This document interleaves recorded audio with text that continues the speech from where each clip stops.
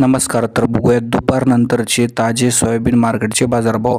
सध्या जर बघितलं तर सोयाबीनला आज काय बाजारभाव मिळाला ते डिटेलमध्ये या ठिकाणी जाणून घेणार आहोत. आज जर बघितली तर जे आवक बाजारात चांगली आलेली आहे. जवळपास प्रत्येक बाजार समितीमध्ये जे 500 क्विंटलच्या पुढे आवक आहे. काही छोट्या बाजार समित्यांमध्ये 100 ते 50 क्विंटलची आवक आहे.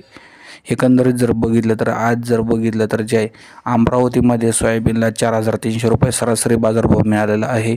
बीड जिल्ह्यामध्ये 4,200 रुपये सरासरी बाजारभाव आज मिळालेला आहे. यानंतर जर बघितलं तर हिंगोली आणि परभणी या जिल्ह्यामध्ये 4,200 ते 4,300 रुपये मार्केट या ठिकाणी मिळालेले आहे. उदगीरमध्ये बघितलं तर 4,300 रुपयापर्यंत मार्केट या ठिकाणी मिळालेले आहे. नंतर जालनामध्ये जर वाशिममध्ये जर बघितलं तर जे बाजारभाव 3,900 ते 4,500चे दर.